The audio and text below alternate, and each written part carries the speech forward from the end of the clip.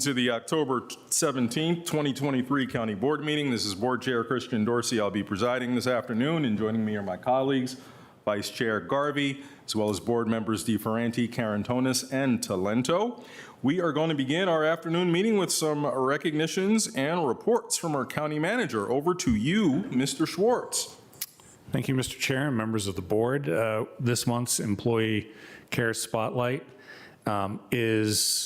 we're going to highlight October's Fire Prevention Month. And last week was Fire Prevention Week.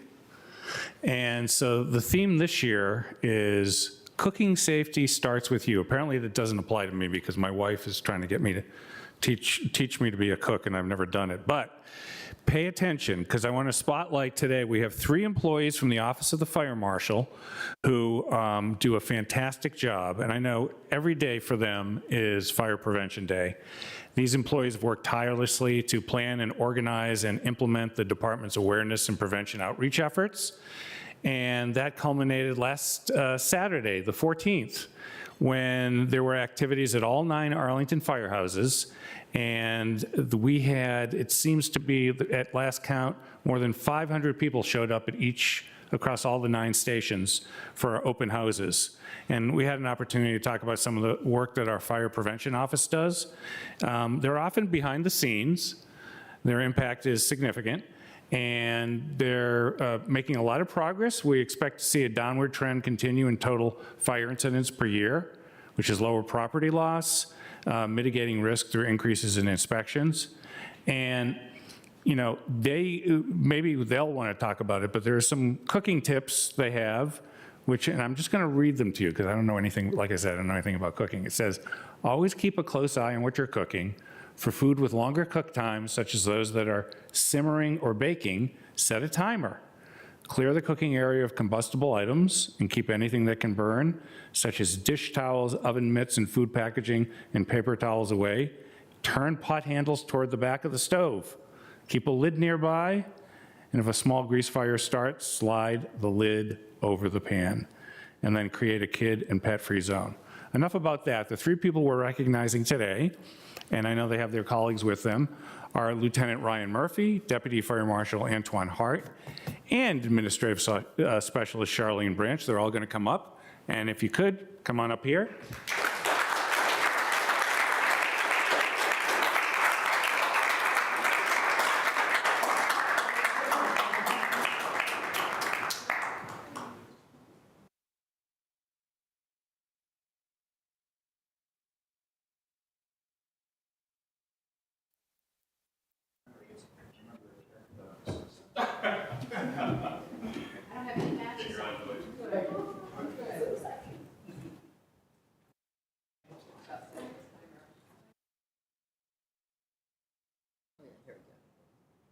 Very good. One this way.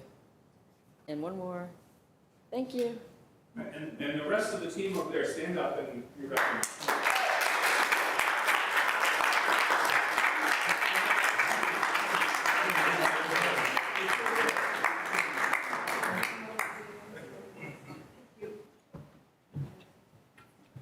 Back to you, Mr. Chair. Well, thank you, Mr. Schwartz, but I think I'm turning it back to you for the second one as well, as we are going to spotlight some awards. I see Katie Boyle in the audience. Katie Boyle is, I think most of you know, is VACO's Director of Government Affairs, and she's here to present 2 achievement awards to county staff. And a lot of the county staff are here. I'm going to turn it over to Katie so she can make a presentation. She tells me at VACO they divide up the state, and she begged to come to Arlington this year to make the award presentation. Yeah, that's right. I'm a former Arlingtonian, so it's really nice to come back and see all the progress you're making and what a beautiful job you've done with this building. So thank you so much for having me, Mr. Chairman and members of the board. Good afternoon. I am Katie Boyle. I'm the Director of Government Affairs for the Virginia Association of Counties. So very pleased to be here today to celebrate your success and to recognize 2 excellent programs. So we at VACO are very grateful for Arlington County's participation with us, and We know you're very familiar with our organization, but just to provide some background about us for those who may be watching at home, we were founded in 1934 to serve and support your efforts as county officials.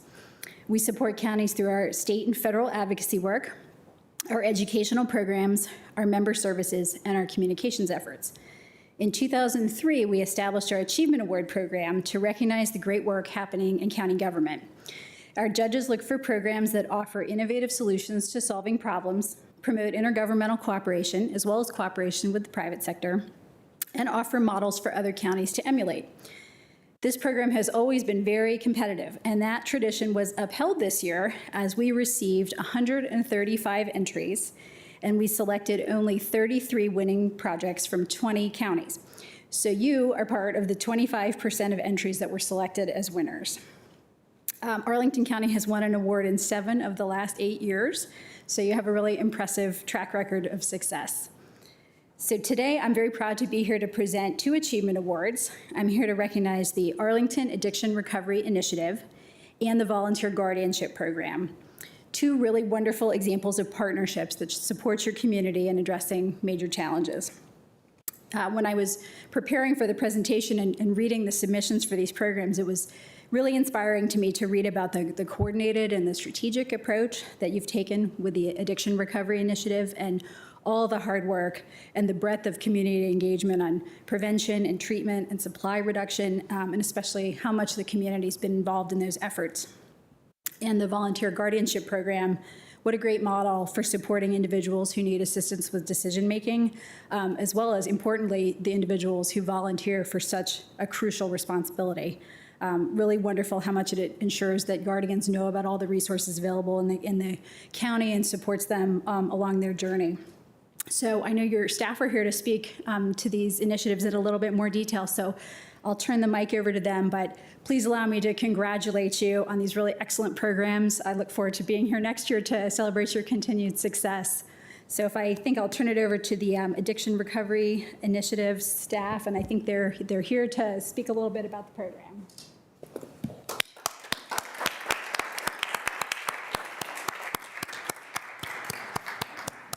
Good afternoon, everyone. I was just joking that I was here somewhat recently training you all on Narcan, and you guys might get sick of seeing us.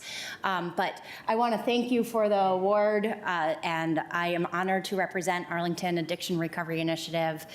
We are really a community-wide stakeholders group, and I am one of hundreds on our listserv of active members who attend our meetings monthly to talk about how we can impact the opioid epidemic.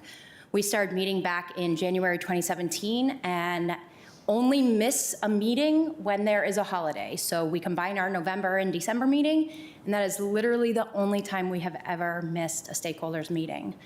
We have a very strong network of volunteers, of community members, and of county staff who are engaged in our work every day. We work off of a strategic plan.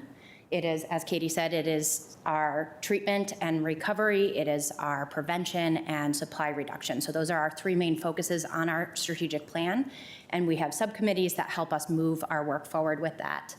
A really important part of our work is engaging the community and involving the community in our work. So we have members in our stakeholders group who are community members, who are parents who are concerned about their children, who are siblings who are concerned about their loved ones who are suffering from addiction, and most importantly, who are people who are in recovery from addiction or are still struggling with addiction themselves. It is really important to us that their voices are active in our work, and with all those voices, we have had a lot of successes. Someone just ran our numbers. We are almost about to hit 10,000 boxes of Narcan dispensed to our community, which is a really exciting number for us. We do Narcan training.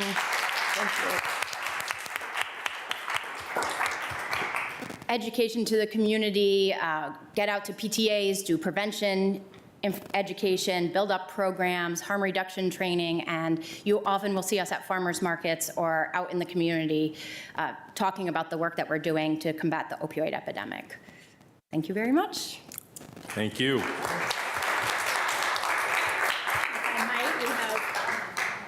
If I might, we have a token to mark your achievement, and I can present it Thank you. Maybe we can get a picture with your team. Yeah, absolutely. We'll do the picture. Get a picture with your team. Emma, do you want to call up the rest of the? Yeah, the rest of the team, come on up. Come on, team. We have a small showing of the team because again, as I said, we have like 100 people on our listserv.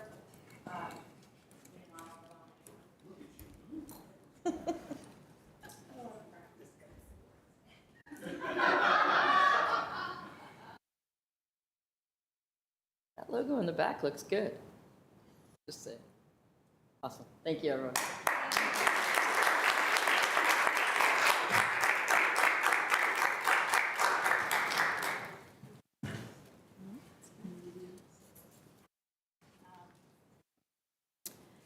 And then for your volunteer guardianship program, I believe you have Ms. Ba Duckenfield to say a few words on behalf of that program.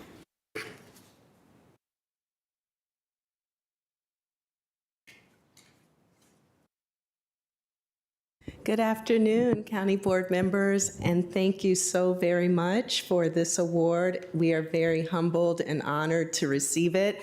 I couldn't just stand up here by myself without giving acknowledgement to our management intern who helped write the application.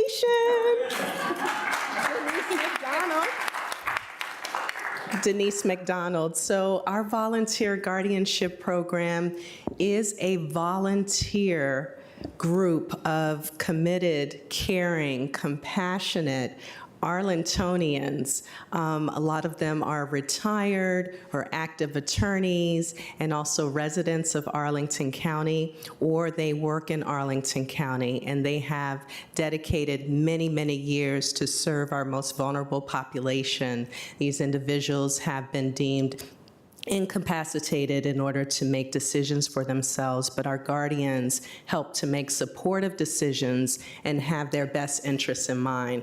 And this program has been around for over 3 decades, so it predates me many years over, but we're very pleased and honored to be able to provide training, support, connections, and this is a key part of the program, is connecting our guardians to the services that our Arlington residents need in order to thrive, to stay in their homes as long as possible. And so we're very proud. We also have a very active guardianship panel, and our panel program, it wouldn't be possible without some of our team members who dedicate their time in an interdisciplinary team approach to review the guardianships that come forward from the Department of Human Services. I'd like to acknowledge our director, Anita Freeman, and our deputy director, Deborah Warren, who actually support this program and make it possible. We're not only just serving older adults, although that's our primary population, we're also serving individuals with developmental disabilities, as well as individuals with behavioral health needs. And it's about a 50-50 split. So without this program, we would find many of our older adults and vulnerable adults really suffering because they have no one else to step in to make these decisions for them in a supportive and caring way. So I'd like to acknowledge my Aging and Disability Services team back here. It's also responsible for leading the effort, and we're just so humbly honored to be able to receive this award. Thank you.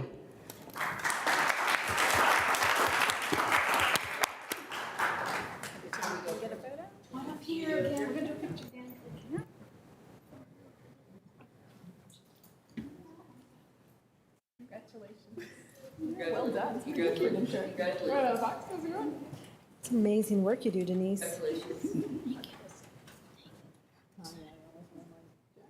I know we would have been coordinating. Oh, no, that's not going to work. Let me see. Oh, there you go. Excellent. All right, give me a hand. All right.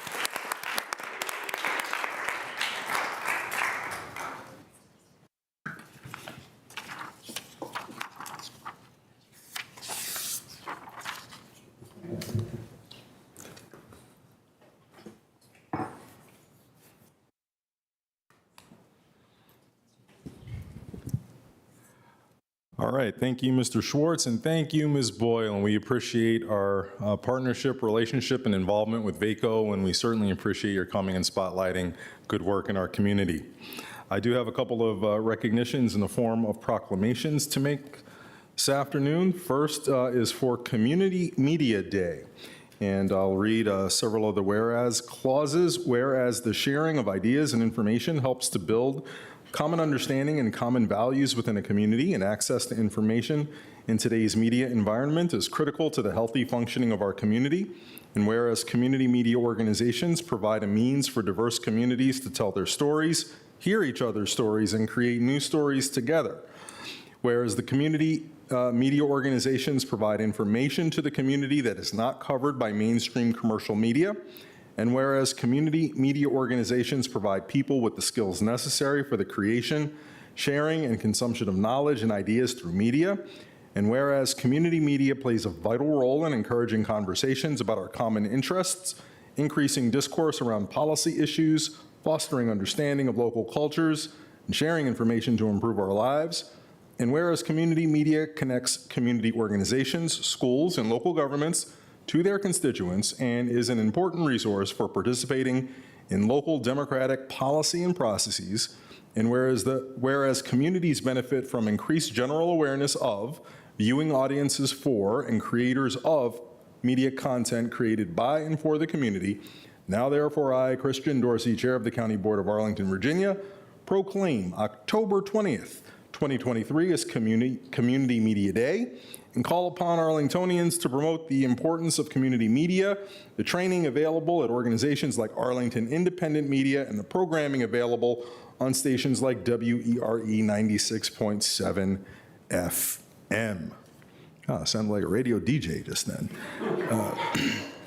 We'll next move to something that is of tremendous importance, and that is a recognition of Domestic Violence Awareness and Prevention Month. And it reads as follows: whereas Arlington County envisions a peaceful and respectful community where diversity is celebrated, violence is not tolerated, and where all people are empowered to build healthy and safe relationships. And whereas domestic violence is a serious crime that affects people of all races, ages, genders, sexual orientations, and income levels in our community and across the nation. And where about 41% of women and 26% of men experienced sexual violence, physical violence, and/or stalking by an intimate partner, and reported an intimate partner violence-related impact during their lifetime, with Black, Indigenous, and people of color, trans, and non-binary people experiencing the same or higher rates of violence.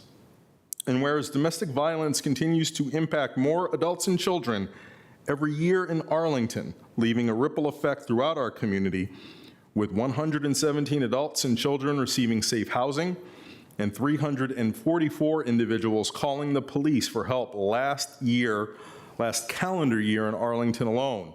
And although rates of domestic violence are high, this crime is still largely underreported, especially among the most vulnerable populations.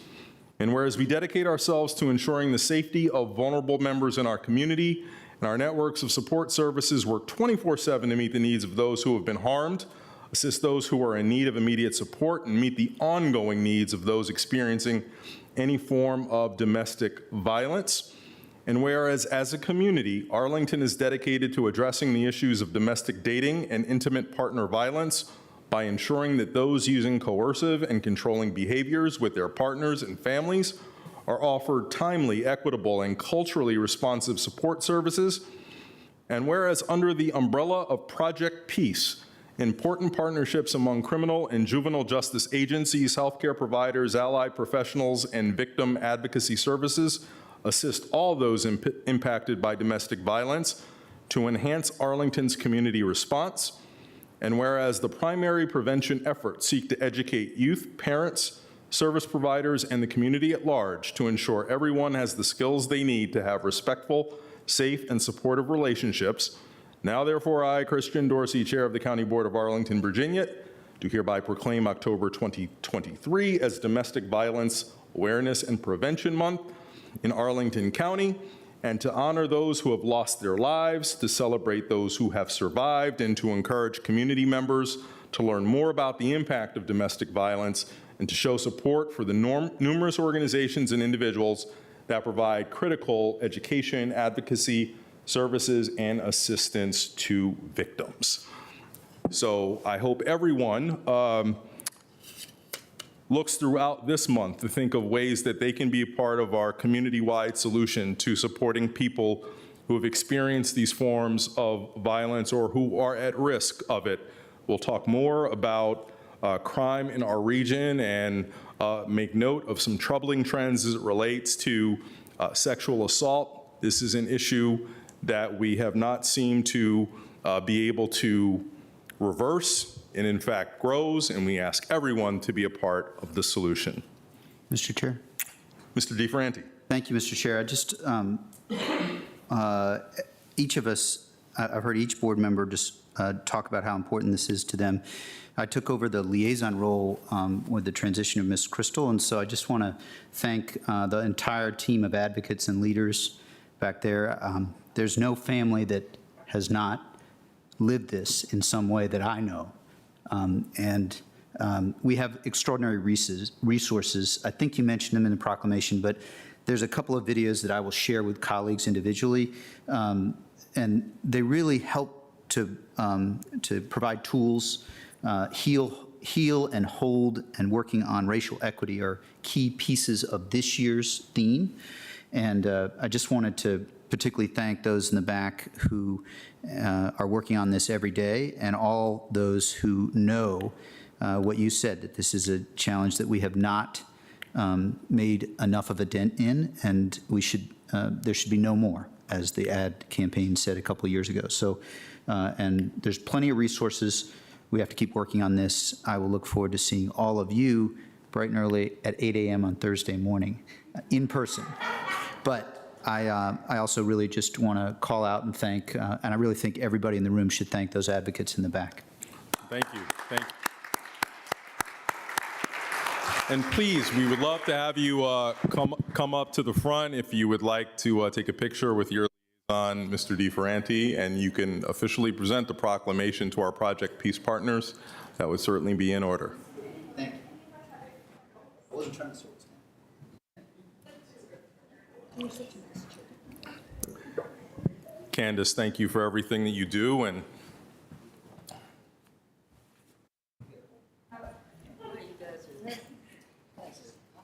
Deborah, you do get a lot of practice. That's a good thing. It's good.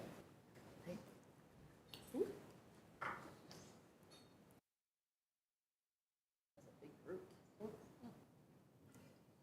This thing. No, are you getting it? Yeah, I'm not tall enough. I used to work with you. You got to. Here we go. I got it. Thank you. All right.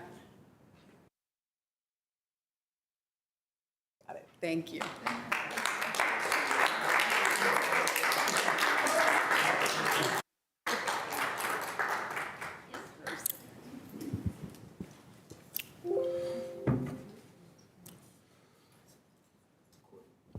so I have one final proclamation. Whereas October 17th is a significant date in American history. In 1777, the Battle of Saratoga was won. It was the first American victory in the American Revolutionary War.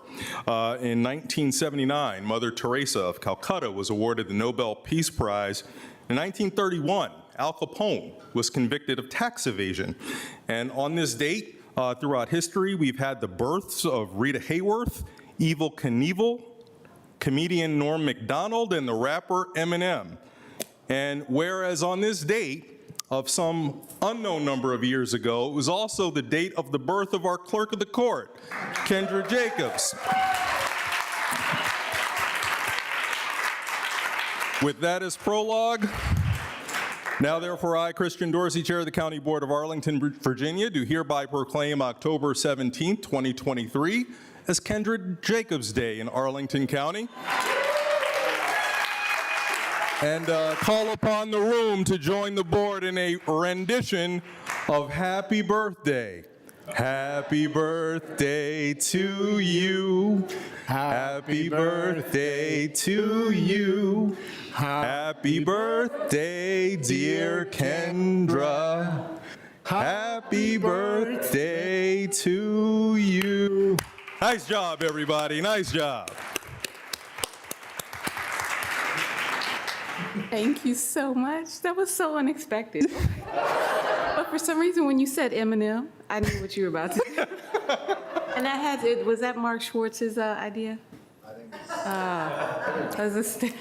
So I'd like to, our office alerted us to the fact that this is in fact your birthday. You tried to keep it under wraps, but we decided that we were going to embarrass you in the most suitable way possible. So, yes, there we go. But we made you blush. Thanks, everybody. We appreciate it. And thank you all for joining along.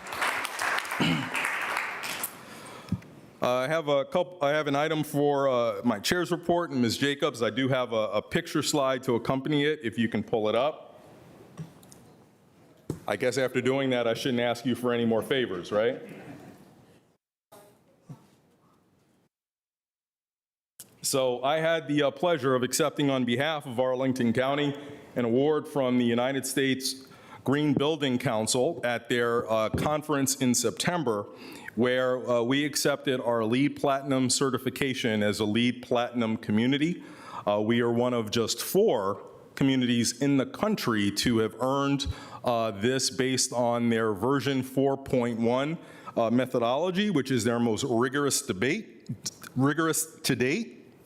And this achievement reflects really decades of Arlington County planning and committing resources and our commitment to a sustainable community that is also resilient and that is also equitable.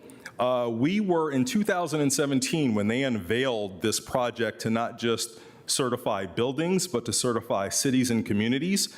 As part of that pilot effort, we were the first community to be awarded platinum status. But of course, as the LEED Sustainable Building Council does with the LEED program overall, each version ups the bar and becomes more difficult to attain that highest level of status. And we are fortunate under this new standard to have also been able to have earned the platinum level. And so as we think about what this means in our community, it takes many different forms.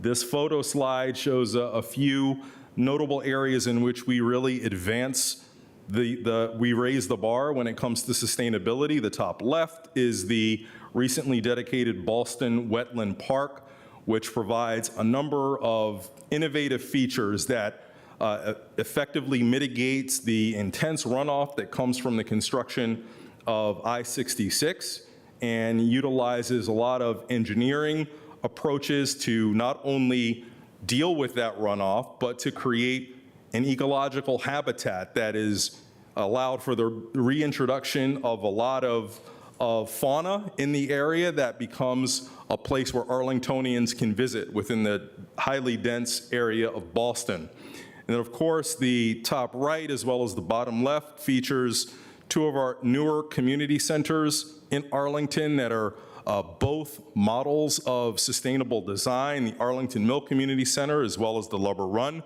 Community Center. And as we often do in Arlington, we talk about our working to facilitate the transition of public and private sector adoption of electric vehicles, signified with the bottom right. And to remind everyone, one of the things there, or some of the things that have been noted as part of our winning this status is not only that we have a plan to reach carbon neutrality by 2050, but we also have a roadmap that details the various interim milestones and actions that we're going to take to achieve those goals, that we achieved 100% renewable energy sourcing of county operations 2 years ahead of schedule, our continuous work to have a green building density incentive program to make sure that the private sector participates in our resilience, our work on flood resilience as well as stormwater management. So all of these things go into winning an award of this type, and it's really a true testament to the work that's done throughout the organization and also the work that is done in our community. So I was very happy to receive that on our behalf. That is all for my report. We're going to move next to a consideration of appointments this month to our advisory commissions. And my apologies in advance if I pronounce anyone's name incorrectly. To the Arlington Partnership for Children, Youth, and Families, I move that we appoint Taha Iglesias, Gary Schulman, and Scott Taylor for terms ending October 31st, 2025. To the Commission on Aging, that we reappoint Kate Chutuape for a term ending July 30th, 2026, and that we designate William Way as chair for a term ending December 31st of this year, and that we designate Kathleen Cameron as vice chair for a term ending the same time. To the Commission on the Status of Women, that we appoint Harjinder Gill and Laurel Langhorn for terms ending October 31st, 2026. For the Community Development Citizens Advisory Committee on Housing, we appoint Christopher Concepcion for a term ending, I'm going to make an editorial decision here, October 31st, 2026, because I do not believe administratively we have the ability to handle a term that ends one day before the end of the month. To the Economic Development Commission, yeah, we'll figure that out. To the Economic Development Commission, that we appoint Benjamin Garthwaite for term ending October 31st, 2026, and that we reappoint Kevin Yam, Bill Dunn, and Scott Pedowitz for terms ending October 30th in 2026 and 2024, respectively. For the Neighborhood Complete Streets Commission, that we reappoint Robert Gerber and Aaron Schwetz for a term ending we appoint Robert Gerber for a term ending October 31st, 2026, and that we appoint Aaron Schwetz as Bicycle Advisory Commission representative for a term ending November 23rd, 2024. To the new Northern Virginia Juvenile Detention Center, that we reappoint Earl Conklin for a term ending May 31st, 2027. To the Park and Recreation Commission, that we reappoint Sergio Enriquez for a term ending October 31st, 2025. That for the Tenant Landlord Commission, that we reappoint Emily Camardo for a term ending October 31st, 2026. And I believe that is it. That motion does not need a second. Is there any discussion? Seeing none, all those in favor, please say aye. Aye. Are there any opposed? The ayes have it. Congratulations to all of our newly appointed and reappointed and so designated members of our advisory commission. We do appreciate you for your service, and we've even got one of them in the room today, which is nice to see. So 2 of them in the room today. So thank you both for being here. Let's see, moving on. We have board member reports, and I think we will start off with you, Mr. Karantonis, with the EDC Commercial Vacancy Working Group presentation. Thank you, Mr. Chair. It's really a pleasure and honor to have Bill Dunn, the chair of our Economic Development Commission, and Mr. Scott Pedowitz, who has been also extremely active in the Economic Development Commission, among many other things that he did in Arlington. And he was also chairing a subcommittee or a working group of the Economic Development Commission that dedicated a lot of thought, a lot of time, and a lot of focus to a topic that we discussed last week here in this room in our work session on the resiliency of Arlington's economy, looking towards an uncertain future with persistent high office vacancy rates. I wanted to invite these 2 commission members to give us an update of how the commission, our advisory body on these issues, thinks about these. I think that they have very interesting thoughts to share, and I believe that we as a board will be very well served to take to receive these comments and enrich our conversation as it's ongoing on this issue. Thank you. Thank you very much, and good afternoon, Mr. Chair and all board members. Good to see you again. My name is Bill Dunn, and I'm the chair of the Economic Development Commission. And I'm pleased today to have this opportunity just a few days after the Arlington Economic Development Commission, Arlington Economic Development's work session presentation, as it's so salient to these issues and are fresh on your minds.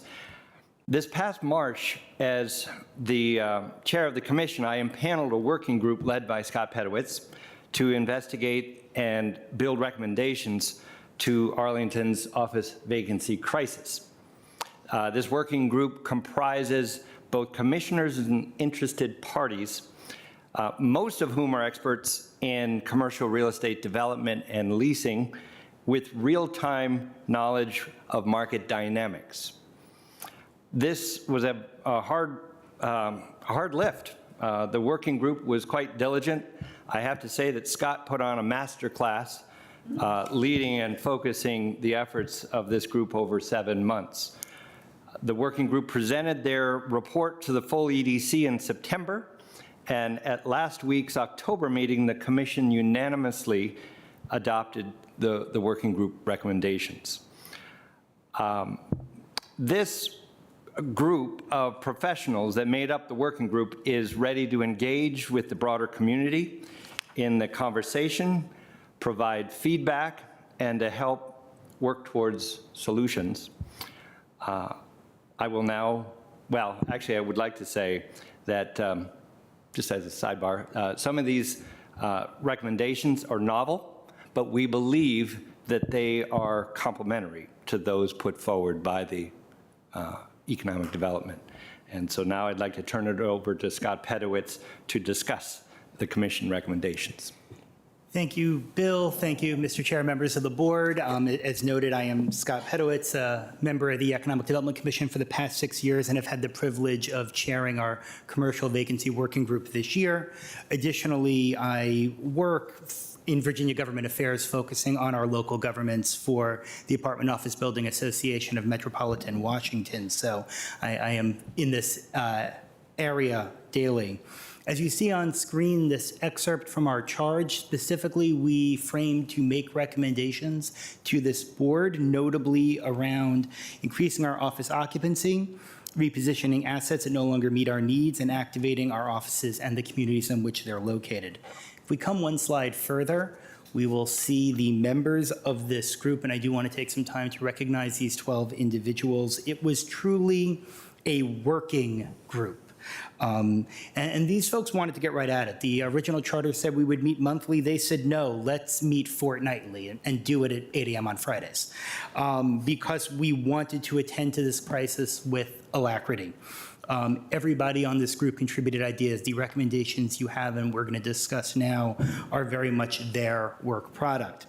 I also just want to note that I do list our professional affiliations on this chart to show the expertise and experience to which Bill alluded, but these recommendations are the work product of the working group and the EDC and not our individual employers.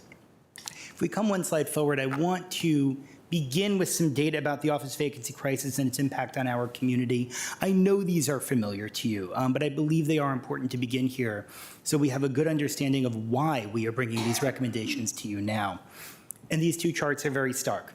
Arlington's office vacancy rate is at a record high, and base rents are actually now lower than they were in the wake of the Great Recession. And that's not even accounting for the inflation of the past decade and a half, nor rent concessions and other tenant improvement offerings. Coming another slide forward, our leading indicators are equally ominous. On the one hand, yes, we've come a long way, as you can see from the immediate nadir after the lockdowns in the spring of 2020. But even with all that gain, we are still only halfway, as measured by weekday Metro Rail ridership or by key card and fob swipes in our offices. We are barely half of where we were in February of 2020 in terms of our office use. The reality is 2019 is now in our past. We are not getting back there. But many of the leases which were struck in 2019 and before are still in effect and very much at risk as they come forward. On the next slide, we see how this translates in the market. And again, we see that 50% number. Office valuations in our metropolitan region are down by half from where they were at the start of the pandemic. And while we often think of this in terms of the real estate industry, this affects our entire community. On the right is just one case study from here in Arlington County of a building which had a vacancy in it that has seen an $88 million reduction in its assessed valuation. Now, at our current tax rate, which is $1.01 per $100 of assessed valuation, that equates to nearly $900,000 that Arlington County is not receiving in real estate taxes this fiscal year compared to 4 years ago from this one building. And as we come forward to the next slide, it really goes beyond that one building. This is, I know we're not in budget season, but this is the whole operation. On the left side here, you see the revenue sources that fund our general fund. And 14%, which is to say $1 out of every 7 that goes into Arlington County's general fund comes from the property tax on real estate that is used for commercial uses. Additionally, about a quarter of the pie, and you see in the lighter blue shading, business licenses, sales, meals, and transient occupancy tax, property taxes, all relate to the work that gets done in our offices. So if our offices are vacant, those wedges will come down. So what if we lose out on those shaded wedges on the left side of the chart?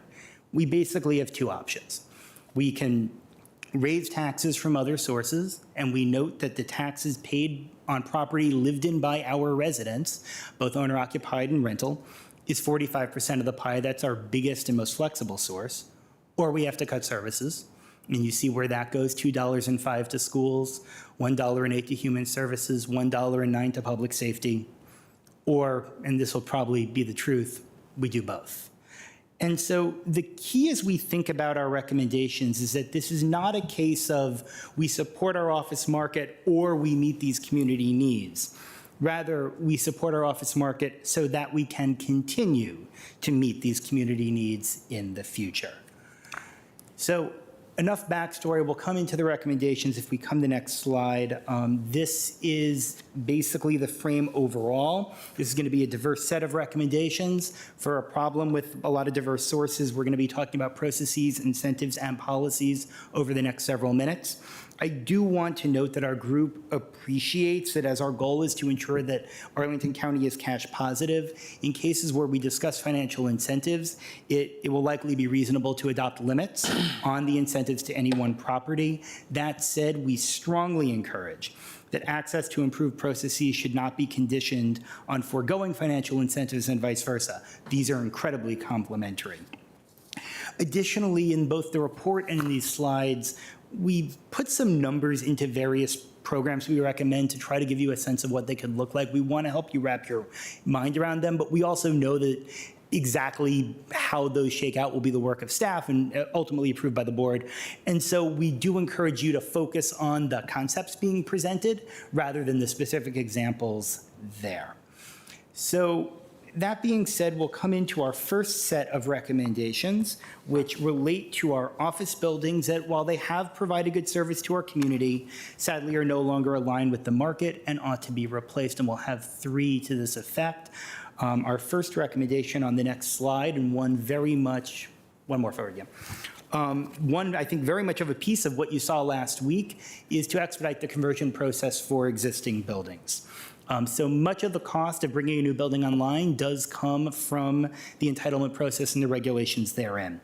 And yes, there is benefit in considering how a new building will interact in the community, but the buildings we're discussing already exist. And so we recommend that if a building is already existing but up for a conversion, the staff assessed a proposal, it comes straight here to the board without incurring the time and cost that goes with the full site plan review process.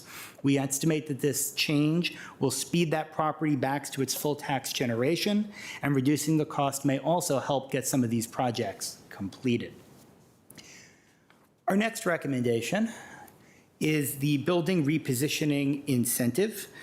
This is the first recommendation we have here that will include a financial component. And the reality is that when we talk about office vacancy, most of our buildings are not fully vacant. They're mostly vacant, but have tenants in them who still need to be serviced. And there is still better spaces that could accommodate them. And so what we want to do is help to empty the buildings that have passed their useful life and move these tenants we want to keep in Arlington into buildings where the service is already ongoing, consolidate and repurpose the now vacated site. Now, to encourage these tenants to move, we need to incentivize that movement, because they're under contract, they're comfortable. And so this is designed to help cover some of those deals by creating a cash grant to the receiving building to cover the terms that they're going to give to get the tenants to move. We do want to make sure this is effective. We propose checks to ensure that. For example, we do recommend that the county approve participation. We want to make sure this is going to buildings that we are looking to repurpose, not to buildings that are perfectly good, and that the incentives only be paid when the sending building reaches full vacancy, so that we're actually ready to repurpose it. And then our next slide here, there's a lot of math on this page, so I'm going to try to explain this in English and get the concept here. Also relates to redevelopment of sites, and it's what we call the community benefits tax impact.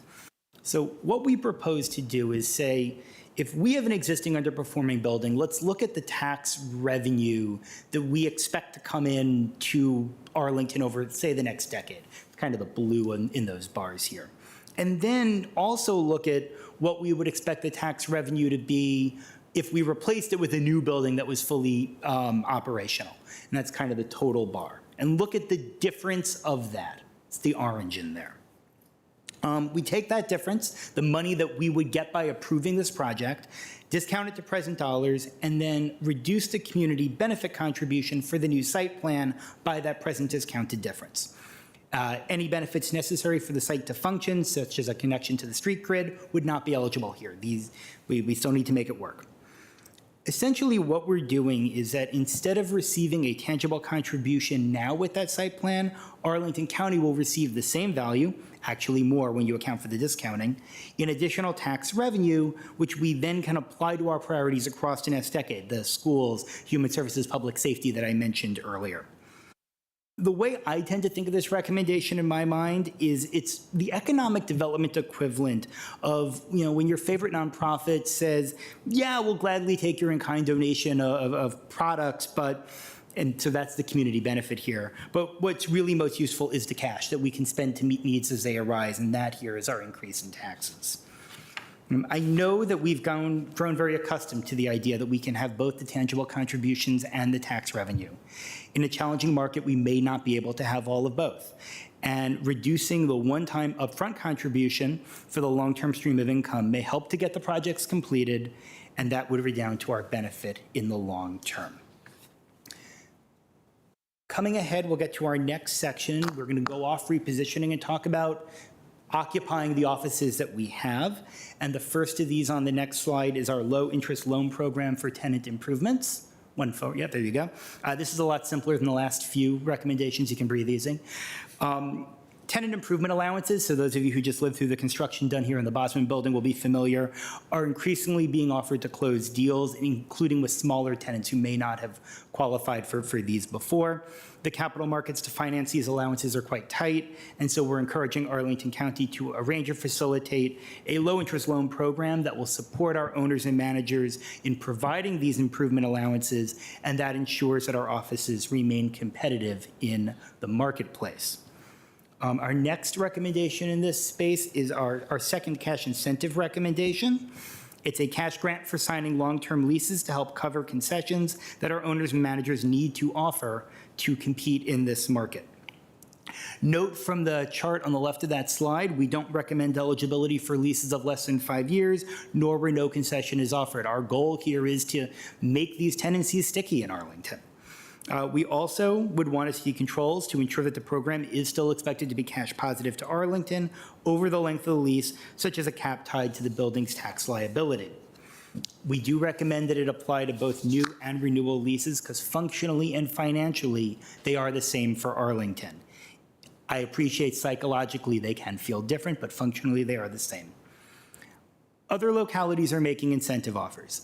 Now, we can be smart about how we do it, and I think that's really been a hallmark in Arlington and one we should continue, but it is important that we consider them. Not doing so would tie our hands. Coming one ahead, Another recommendation, this is a fairly simple one as well. Arlington has many co-working spaces. They have a number of small startups. We hope that some of these startups grow into the sort of medium-sized businesses that will go and take up their own office space. And when they do, we want that office space to be here.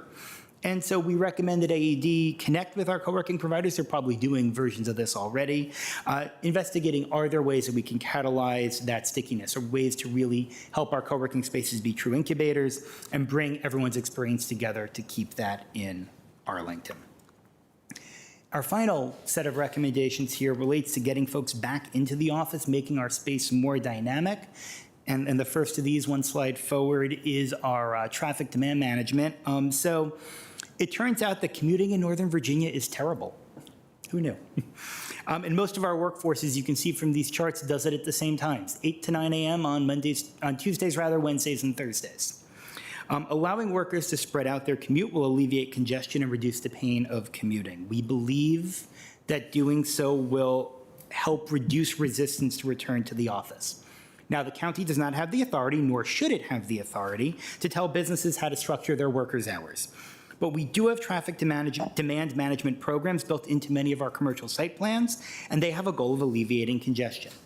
We recommend that we count work hour flexibility toward meeting these TDM requirements as a way of incentivizing employers to offer that flexibility. To be clear, we are recommending that the hour flexibility be a part of the TDM program, and that we'll work to determine an appropriate exchange between this offering and other programs such as subsidized transit. On the next slide, we stay with the long commute theme and note that your commute to an office in Arlington is a lot shorter if you live in Arlington. And there's been much discussion by myself and others here in this community about the need for housing creation in Arlington, and we support that. From this perspective, housing creation, affordable and at all levels, will help our office market by helping people to be present in the community. And on that point about interrelation between priorities, our final recommendation on the one slide up on the bottom of that last slide is that we consider and remain seized of the office vacancy crisis as a goal in all of our policy making. Notice I said a goal, not the goal. We still care about housing, environment, open space, education, all 11 of our comp plan elements. But as we saw at the start of this presentation, filled offices are consistent with maintaining the services we desire for a strong community. They're not in tension with them. And we do well to keep this fact in mind in our policy making and look to include that in there. And so this will bring me to the end of our presentation. We believe at EDC that we can work together to address the office vacancy crisis. We look forward to doing so with you and with our entire community. Thank you for your time this afternoon, and we are happy to answer any questions you have.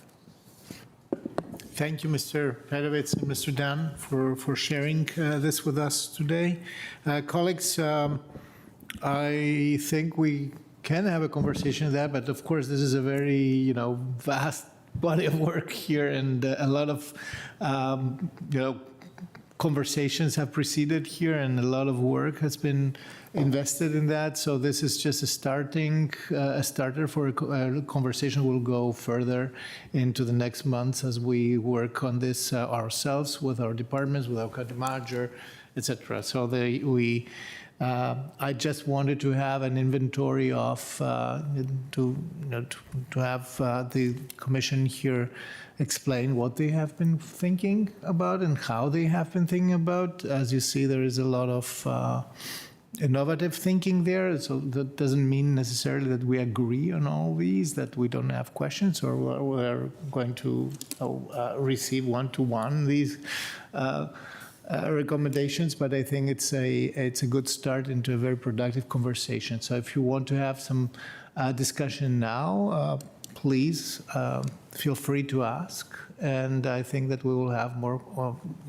opportunities in the near future to discuss more in depth what the Commission is thinking and what they are what is behind these recommendations. Thanks.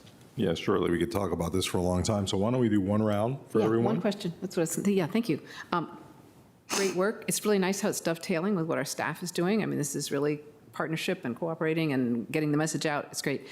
Did you, when you were looking at recommendations, did you consider at all recommending childcare in buildings to make people, attract people back to the office. I've often thought if people's childcare was where their work was, they'd be much more inclined to come in to work. I'm not sure, we did divide up in groups and tried to go for brainstorming. I'm not sure if that came up in our group. I have had several conversations with people at multiple levels of our government on that very topic. I think it would absolutely dovetail with the recommendations in that last section of the report, and I think would be a very positive one, and one that we'd look very keenly to pursue both here and see what support we might be able to get from Richmond on that. Thank you, good. I just keep asking because I just think it's something that just tends to get overlooked because it always has been. So thank you. And again, appreciate the work, looking forward to a lot more conversations. Mr. DeFerranti. Thank you, Mr. Chair. Thank you, Mr. Karantonis, for bringing Chair Dunn and, I guess, Committee Chair Pedowitz, and thank you, Mr. Pedowitz, for using the word fortnight in almost every conversation I have with you. I will just say, last week I mentioned, as we concluded our work session, I talked about sort of cold facts and the book Good to Great, and the word that it uses actually is the brutal facts. And now I know from your slides sort of more granularly and numerically why the county manager has been so concerned about our budget coming up, because some of the slides showed the cold, brutal facts that we have to face and have to address. So thank you very much for that, even if it wasn't easy to see for the first time, really, as we approach the budget next year. Can you talk a little bit about how you're engaging with AED and how, you finish this report, and then there's sort of some of the slides and some of the ideas, I guess the brutal facts led me to say, wow, that's, some of the proposals are helpful because they're not ones that I have thought of, but they're difficult proposals. But I think in those slides and some of those recommendations, there have to be sticky things that we can add value and then use to address this challenge. And I wondered if you could describe a little bit of your work to date and ongoing work to engage in a productive way with AED and our team, our staff team, I should say. We're all the same team, but staff team. Absolutely. So AED was a tremendous asset. We did have AED staff members in all of our working group meetings, and as participants, I mentioned we broke up into subgroups for brainstorming, and each of those subgroups had a staff member in them actively contributing. We do have some thank yous in the appendix to the document. And I think one of the things that we wanted with this is to make sure that we were bringing the best of all spaces. So our staff liaisons were terrific in kind of bringing what they were doing, and we did have these parallel work sessions going forward. So they were able to bring their insights and what they were learning as they were going. I think very intentionally we wanted to lean into the EDC as a citizens commission and take advantage of the role that we have, and that all of the commissions here in Arlington County have, to have the flexibility to come up with ideas that, as Bill was saying, some are novel and, and not necessarily they're. One of the things that I particularly enjoyed listening to the work session last week was, you saw some examples of areas that our team from AD and CPHD were actively discussing that had not come up, or that we might have even trimmed ourselves in at some point. And I was sitting there thinking, yeah, absolutely, let's go after that. And I hope that, we've had the same opportunity here. So now that we're, I think one of the benefits of being able to present these a week apart is that now that all these ideas are out there, it sets us up to collaborate and think about, as a commission, as staff, as a board, how we go forward, continue to work with the community to develop all of these ideas. Great, thank you. I'm mindful, I made a mistake of reading the comments in one of the online publications. And 5 years ago, I said I'd work on reducing the office vacancy rate, and a week later, we got Amazon. I was not responsible at all for that. And now it's important to acknowledge our responsibility to be aggressive on working on this problem, even as the paradigm shift that we are below 2008 is a huge revelation. And so instead of either being defensive or touting our advantage is we have to get busy with the work, and you have helped us with that. Thank you so much. Ms. Talento. I don't have any questions for you today, but I just want to take a moment to thank you for this very thoughtful work. I was looking at the working group and really understanding that there's a lot of expertise and experience being brought in to address the needs in Arlington. And I just agree with my colleagues that it is something that's imperative. We thought it was imperative back in 2015 on the community facility study when we were looking at the vacancy rate. And so being able to see that drop there and thinking, wow, this is a crisis, and then recognizing where we are today, where maybe that wasn't a crisis, but we're really in a crisis now. So really thank you for that presentation. I would love to get a hard copy of it, if that's okay, so that I can keep it with my notes as we're moving forward over the next few months. But thank you for the hard work. Thank you. And, you know, to Mr. Dunn and Mr. Pedowitz, thank you both. This is a tremendous amount of thought work here and thought leadership that we greatly appreciate. It's always nice that when there is an actual crisis, that it's not just one felt on behalf of the public officials, but it's shared by those in our community. And to echo Mr. DeFerranti, I'm always struck. You had many choices. You could have said twice a month. You could have said every other week.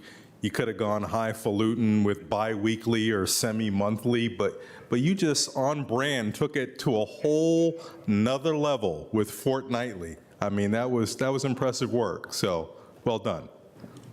Well, thank you much, and it was our working group members who took it to the whole other level. We look forward to continue working with you as we go forward. But with all that praise, it's not critical, but just a question, because as we sort of got into the details of some of your specific recommendations, I was struck with something that we're going to have to chew over is what's the proper public policy and philosophical approach that the county should take in addressing this issue, because you know, many of the specific solutions can be categorized as reducing the level of risks that developers and owners of office properties have that could lead to an increase in earnings and rewards that they themselves hold alone, while shifting some of those risks to the public.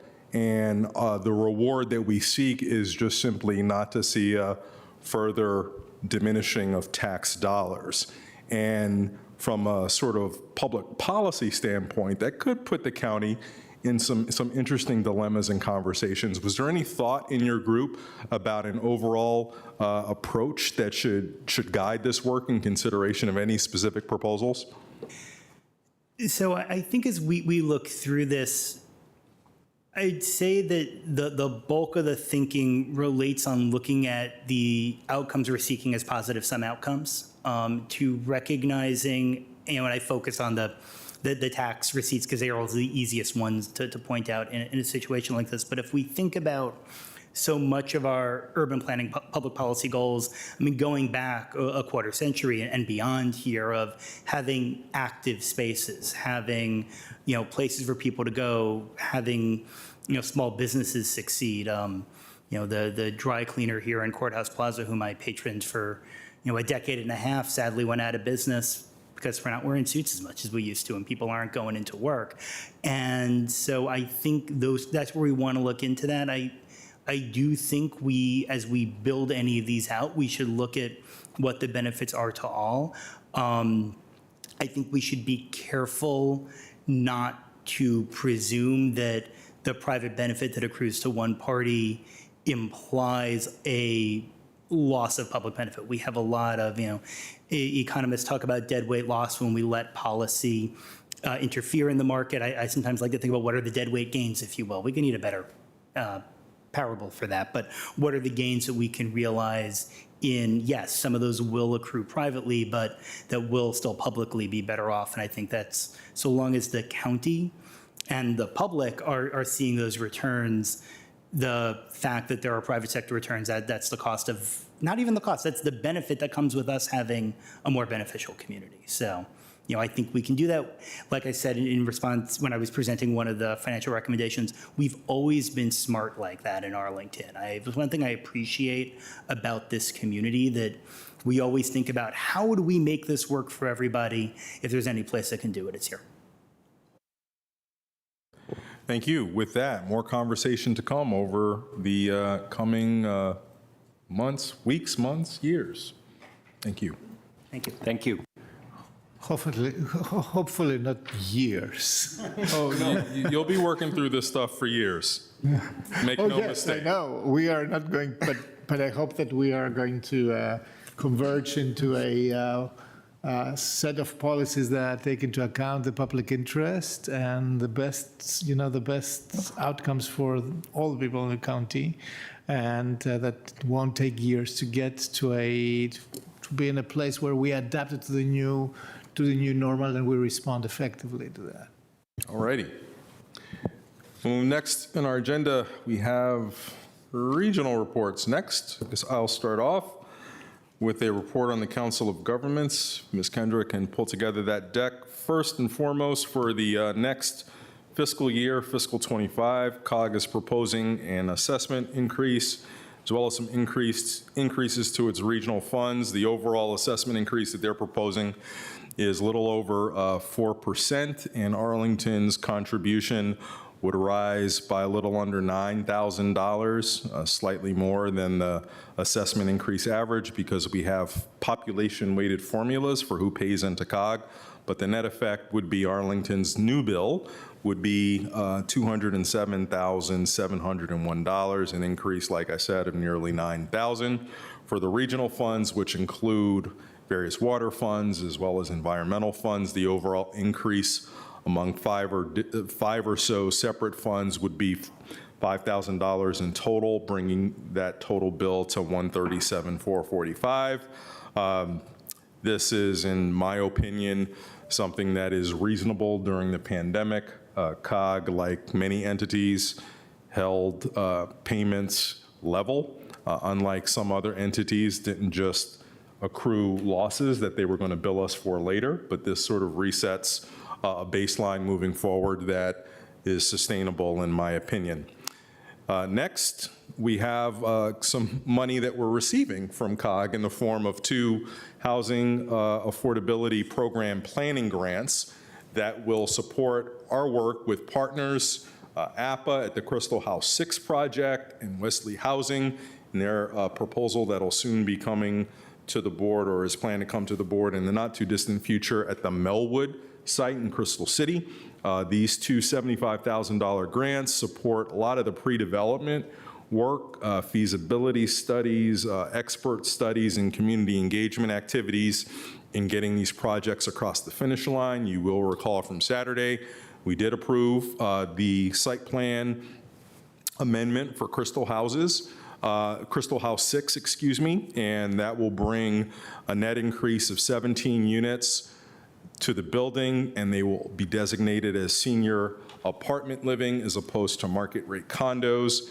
And down on 23rd Street, there is a plan for up to 104 units of mixed income housing, and the unique feature of this will be on-site services provided by Melwood, the current property owner, to offer on-site supportive services for families and people with disabilities. We'll move to the next slide. Big part of our meeting concerned the annual crime and control report from our police chiefs committee. And, as you can imagine, whenever issues of crime come up, there's a lot of interest and conversation among folks in the region, especially so since the region has experienced elevated rates of crime over the last couple of years. So we got into some of the details on it, and we'll move to the next slide, give you an overall picture. This is something that you didn't necessarily know the data point, but you knew to be true. Crime is increasing across the region, and right now is at elevated levels that we haven't seen in quite some time. If we look at the 5-year trend period, it's significantly above the previous high water mark in 2020. And we'll get a little bit more granular with this in the next slide. When you break it down between violent crimes and property crimes, you can see that there's elevated levels of both, but there was a significant increase in property crimes in the region over the course of the 5-year period. Next slide. Getting into some of the violent assaults, and We'll get into Arlington in a moment, but elevated levels in most cases overall. We do see a reduction in rape, which seems to be good news and somewhat contradicts the conversation that we had with Domestic Violence Awareness Month. But I can tell you from digging deep into the numbers across the jurisdictions, there are significant issues with not only reporting, but in statistical analysis of rape offenses. And some of the numbers, quite frankly, just don't make sense. So the fidelity or faith in these numbers particularly are ones that I have great concern with and I think should be taken with a grain of salt. Certainly more fidelity with the robbery, homicide, and aggravated assault numbers, and you can see the sort of trend lines there. There's a lot of news about 2023 being a year that's going to exceed 2022 in some of these cases, particularly with jurisdictions like the District of Columbia. So, you know, we're at elevated levels and it doesn't seem to be reversing yet. We'll move to the next slide. Property crimes, there's a lot of variance in these from year to year, but you can certainly see the incredible increase in larceny offenses and the significant increase in motor vehicle thefts, and burglary also elevated, but not really anywhere close to some of its historical highs, but the other ones are quite high over the trend period. And I think the next one, we'll get into some Arlington context. So what I've just covered are what are described as Part 1 or Part A crimes, the major crimes. And, you know, at 19.7 offenses per 1,000 residents, our rate is the lowest in the urban core, which includes Arlington, Alexandria, and Washington, D.C., but it's slightly above the regional average, which includes many jurisdictions which do have significantly lower crime rates, but they also have significantly smaller populations by and large. We experienced a ridiculously huge increase in aggravated assaults in the year, and are definitely a regional outlier and not in a good way, with a 43% increase. And as we get even more into a smaller regional context among just the Northern Virginia jurisdictions, offenses overall were up 25%, which is exactly at the median among Northern Virginia jurisdictions. So it's an elevated level. It's one that none of us would be pleased with, but when you place it into a Northern Virginia regional or a DC regional context, we're all struggling, and we're not struggling any more than anyone else. And, you know, I spoke a little bit about the rape reporting issues in Arlington. You know, our numbers for rape reports for the last couple of years seem quite high compared to the region. And Mr. Schwartz may remember a year or so ago, I was particularly concerned with it and wanted to talk with the police chief about what was happening here in Arlington. And, you know, it does appear through further work that Arlington is doing a better job through Project Peace and some of the other partners that we just celebrated in creating a culture of reporting in this community, whereas that doesn't necessarily exist elsewhere. And so what we see are what I perceive to be artificially low numbers coming from other jurisdictions, and Arlington's hover at an area that are far too high for what I would like to see, but it seems to be consistent with a culture of reporting. And so, yeah, with that, it was a provocative, not inspiring, but useful conversation about crime in the region. I will say one of the things that we should be proud of, there is a significant amount of regional cooperation when it comes to dealing with issues like carjacking and motor vehicle thefts, crimes that we know not only cross jurisdictions, but usually have perpetrators who are not from the jurisdiction in which the offense takes place. There is a lot of interagency cooperation on these issues, but they are also quite difficult to police and bring to a satisfactory conclusion in terms of arrests and prosecutions. So it does appear that people, you know, get it and are working hard, but the issues are significant. Any questions, comments? Just to thank you for presenting and also the work with respect to the housing grants. And just big thank you for the analysis. We've got clearly more work to do. Indeed. All right, Mr. Karantonis? So I echo the thanks for that. I have only one question. Did the analysis come with some sort of correlation with the very sharp focus that the Council of Government has on equity and on, the play between how we police and where the most affected and vulnerable communities are? The analysis didn't, but the conversation did, for sure. As you could well imagine, there was a lot of conversation on that. And one of the things that's interesting about this work, and we know it here in Arlington, there isn't really a disconnect between some of the equity-focused public officials and the police professionals themselves. We heard certainly from them that there are community-wide approaches that can help with a lot of these crime concerns that we're looking at, not to absolve themselves of responsibility for the law enforcement response, but they recognize that as community conditions and personal life conditions are deteriorating around people, if their behavioral health, their mental health, or their fundamental Maslow's hierarchy of needs are not being met, the reduction on criminal behavior is not going to happen. And so there was very much a desire to figure out how everybody step up their game of working together, not just law enforcement, but with other agencies. And so that was good, but we'll see. Yep, thank you. Thank you for that. I was very surprised talking with colleagues in our counterparts in DC,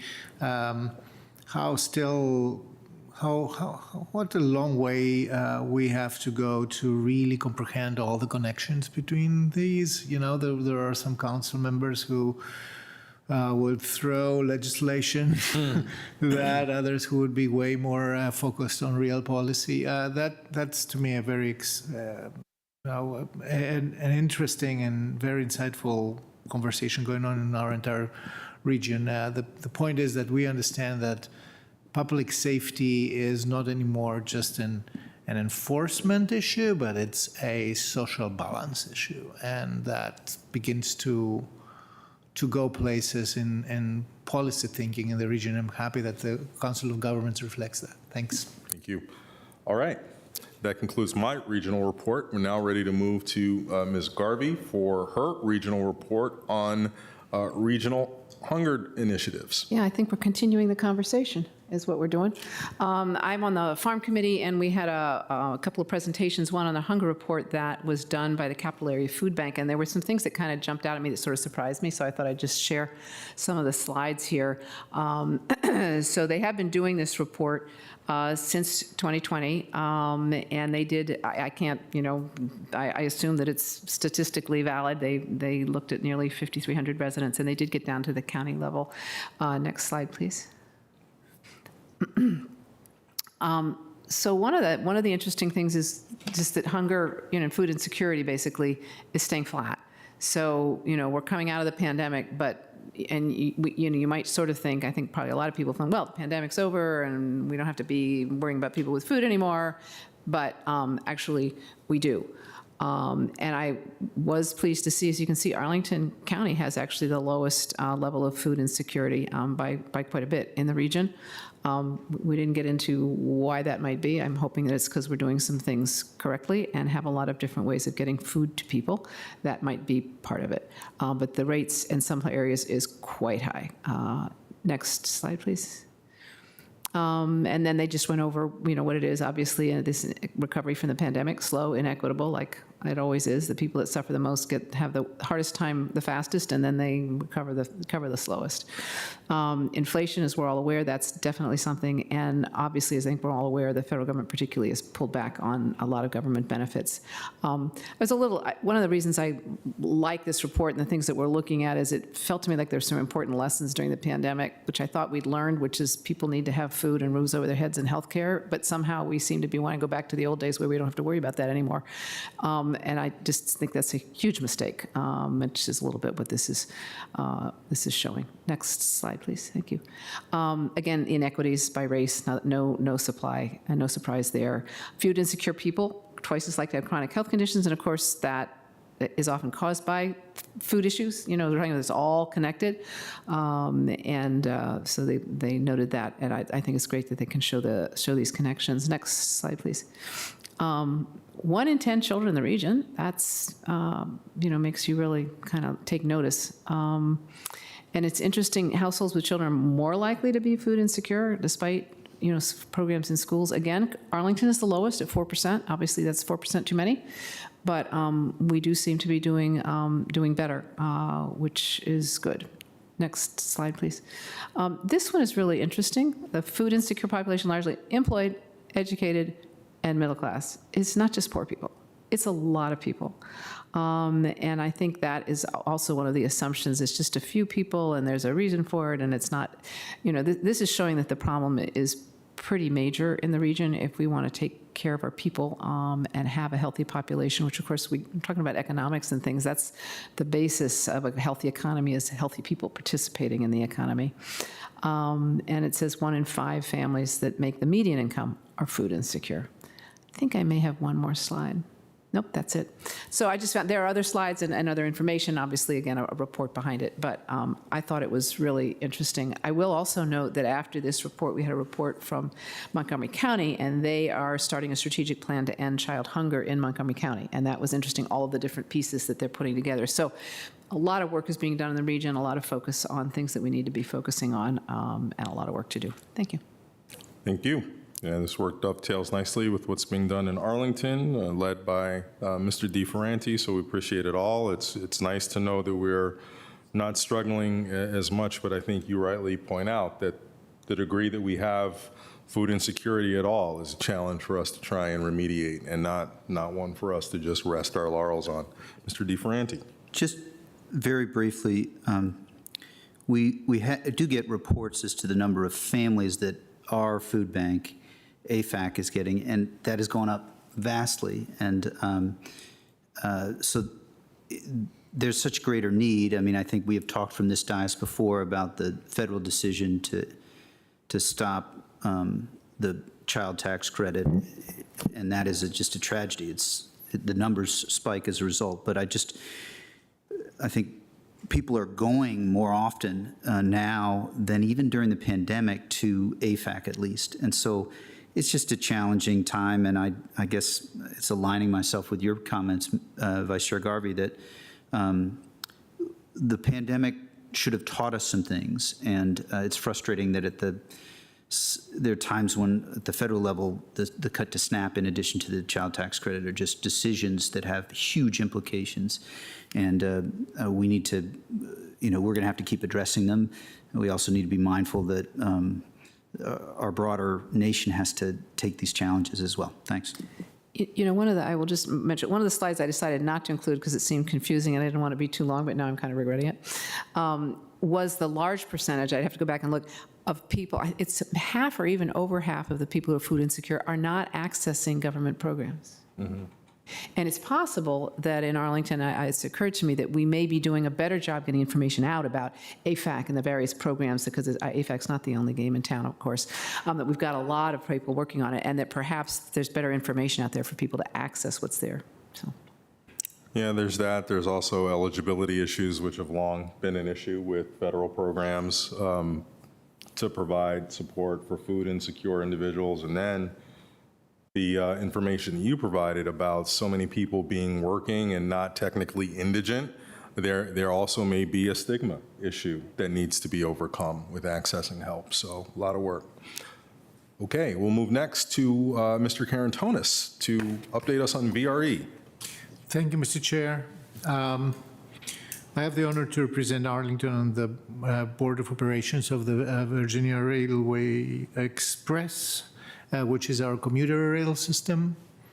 Every year it has a budget, and we are coming to the jurisdictions to present that budget, and we are about now to incorporate public comments on this and finalize the budget proposal for the next fiscal year 25.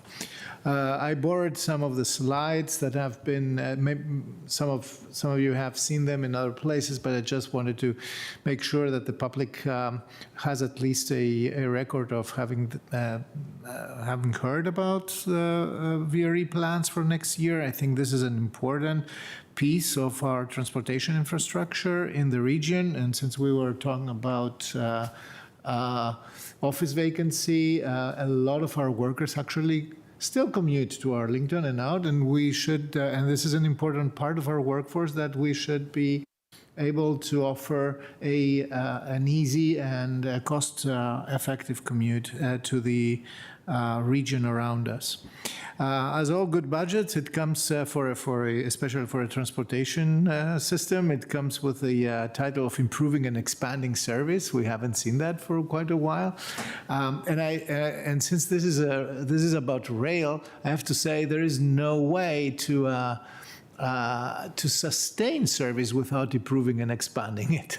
Rail has this particular issue that whether you run one train or 31 trains, you need to have the stations operational, you need to have the physical infrastructure for that. Therefore, you need to always strive to improve and expand service, because this is the essential way to keep the system alive and performing. The original expansion concepts for both weekday and weekend now, because until now, weekend was not part of VRE offering, so VRE didn't operate on weekends. They will be, we strive to include them in agreements with the Virginia Public Rail Authority. This is what PPRA stands for. Priorities will evolve in these conversations about the budget with travel and other market changes. Capital project timelines are also very important, and I will refer to them a little bit further ahead in my slides. And of course, there have been a lot of parallel efforts within VRE and between finance and operations, so that all this is as cost-effective and careful framed in a sustainable and balanced budget. Next slide, please. An innovation that we have, and all jurisdictions participating in VRE have great expectations from, is Saturday service. This is the first time that this is firmly included in the budget as a permanent feature of VRE. 3 round-trip trains on each line with service northbound in the morning and southbound in the afternoon and evening. It doesn't seem to be a lot, and it isn't, but this is an attempt to prove the concept, basically, that now we're moving into a all-week, possible all-week service for our trains. Like every other major mature metropolitan area, this kind of train service should be growing and graduating out of its mere commuter function into a real regional connector. The total increase in service in train miles will be about 8% if we get these 3 round-trip trains funded through the budget. And the way to deliver that without additional costs is to actually be a little bit smarter in how we use our user trains, using smaller trains that don't need additional conductors, and so we don't get them full anyway. So this is now technically possible, and this will make this miracle happen, where service is increased by 8%, but the cost will be flat, basically, for that. Now, there will be some, next slide, please, proposed fare changes. And they are really after solidifying and stabilizing ridership and increasing ridership on the short term. Number one, make zone 1 to 3 the promotional fare that we had until now, $5, making that permanent. This is associated with multi-ride fares. It is really more competitive for shorter trips, and we expect, or VRE management expects, a slight positive effect on revenue from this. Base fares will have to go up. The proposal is to increase them by 5%, but keeping the existing discount structure for multi-ride tickets. The additional revenue on the right side is about $1 million. This is what is expected, and this may disincentivize about 100 daily riders, which is a very, very low number. So this 5% increase in base fares seems to be reasonable at this point. Number three, eliminate the 7-day pass, which is a multi-day pass that almost nobody uses, right? Less than 1% of riders right now, just because remote working and telecommuting is the new normal, and this affects VRE ridership a lot. So 7-day passes are not anymore in demand. However, 10-trip and monthly passes are in higher demand, and this is what's coming in. We think that with a more simplified system of choice for riders, we will just provide better customer service here. The revenue impact should be minimal out of this. And very important, allow children 18 and under to ride free, and eliminate the youth discount. So that is an opening to youth travelers and also to families. And I hope to see VRE being used not only as a commuter rail again from the periphery of our region into the urban core, but also an opportunity for those who live here to discover Fredericksburg in a very cost-effective way with their families. I hope that this will catch the attention of at least a few people, and this is the first budget year that this will be possible. In the next slide, you can see how the use of funds for fiscal year 2025 is projected.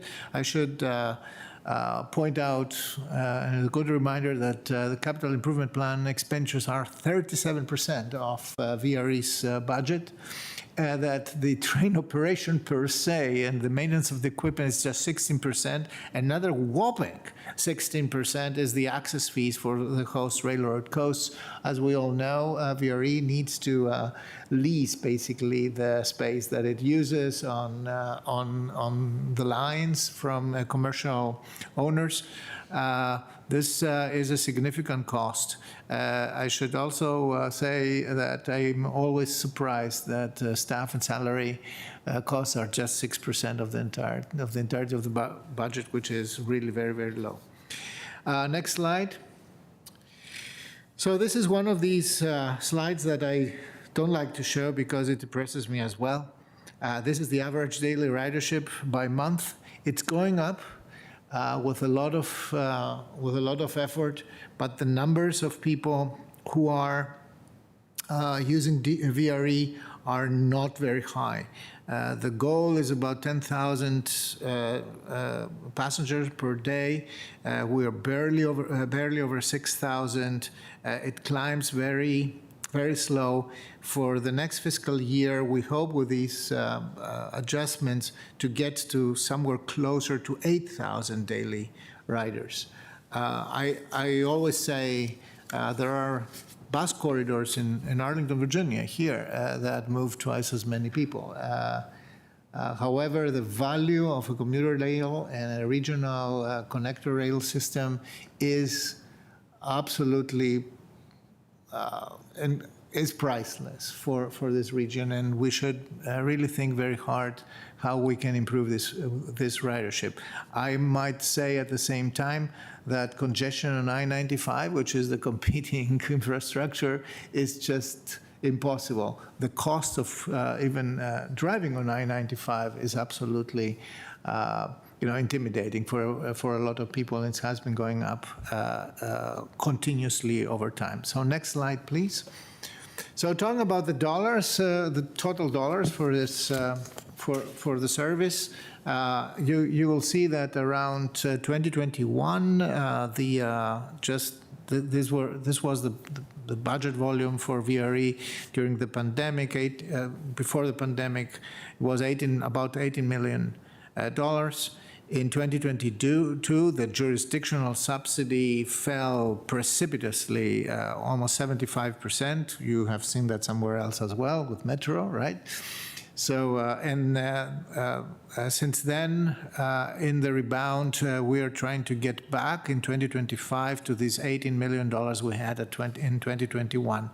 If the subsidy would have grown with the average growth, it would be, and with average growth and inflation, it would be about 22 million. Today, it is now catching up with the pre-pandemic level, which is 18 million.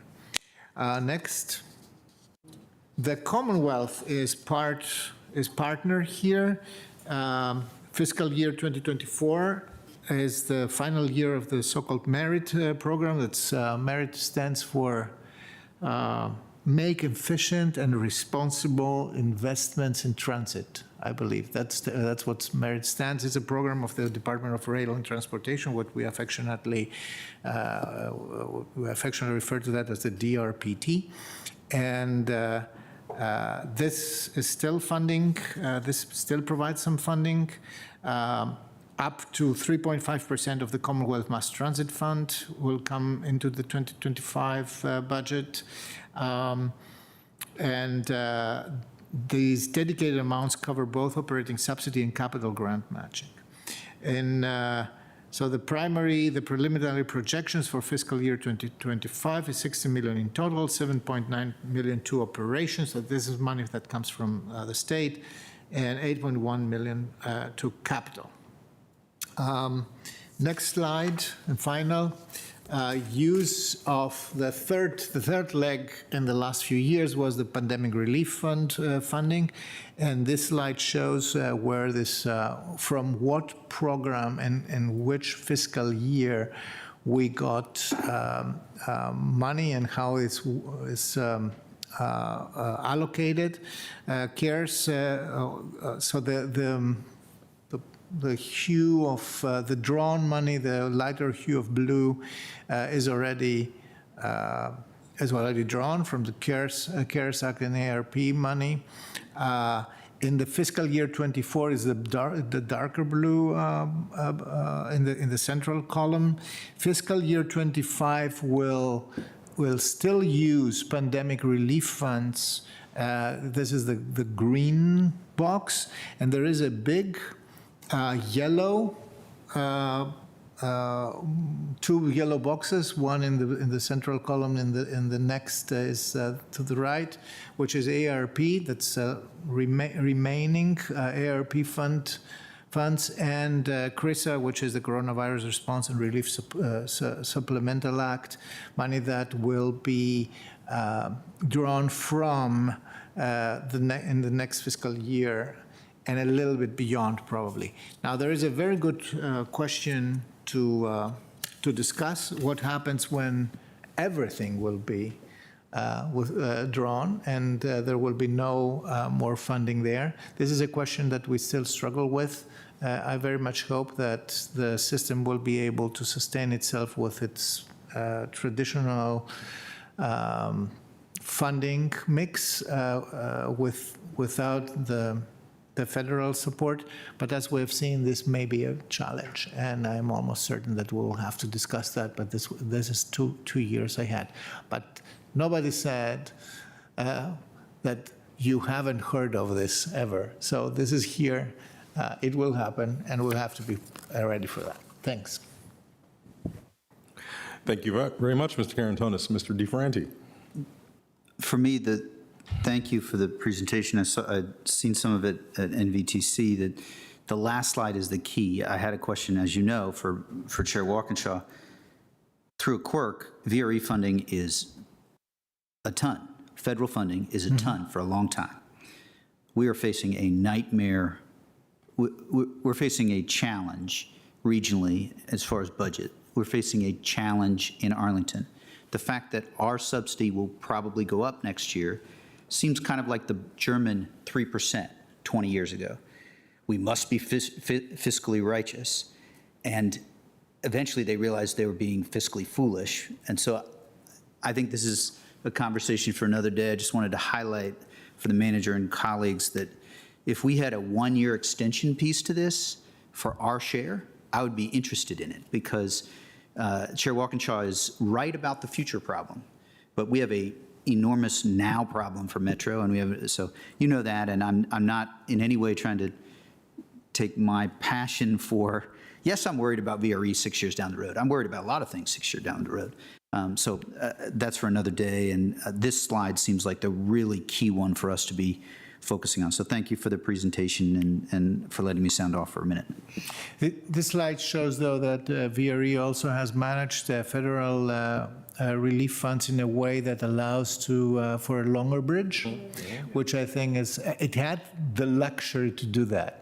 Metro wouldn't have the luxury to do that. The VRE could afford to do that because it's just a matter of size and ability. We have a lot of interest that VRE remains, in service and in good service, and actually continues to expand, even if it's relatively slow. Still, from 6,000 today to 8,000 tomorrow, it's a 30% increase. This is not small potatoes. This is a significant increase if this actually happens.